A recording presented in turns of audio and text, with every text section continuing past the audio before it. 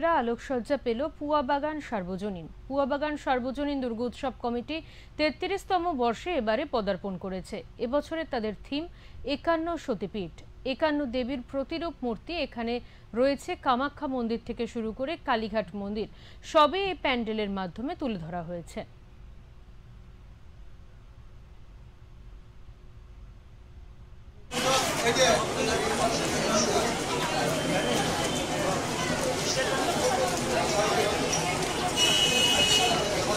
এই মুহূর্তে আমরা দাঁড়িয়ে রয়েছি পুয়াবাগান সার্বজনীন দুর্গোৎসব কমিটির মণ্ডপে।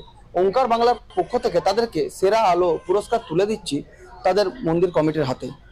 ওঙ্কার বাংলার পক্ষ থেকে আপনাদেরকে সেরা আলোর পুরস্কার তুলে দেওয়া হলো।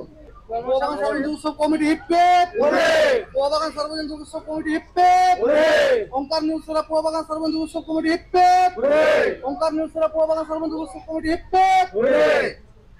কত বছর বর্ষে আপনাদের পদার্পণ করলো?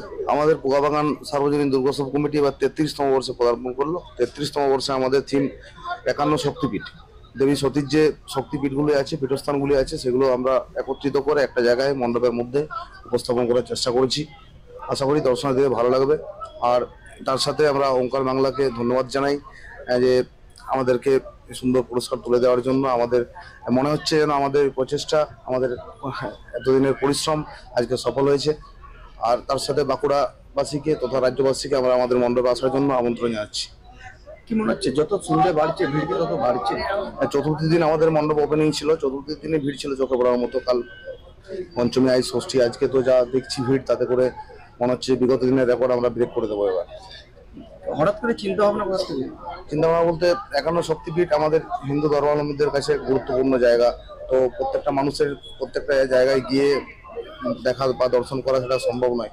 আমরা এটা ভেবেছি মানুষের এই যে ধার্মিক যে চিন্তা ভাবনা, সে যে বোধ, সেটাকে মাথায় রেখে আমরা ইয়ে করেছিলাম যে একই জায়গাতে যদি মণ্ডপ হিসেবে যদি মন্দিরের প্রতিরূপ তুলে ধরা যায় আর কি, তাদের মানুষ হয়তো দেখে কিছুটা ইয়ে হবে, সেভাবে আমরা বলছি। আপনার নাম? বিদেশ পত্র সম্পাদক দুর্গাপুর।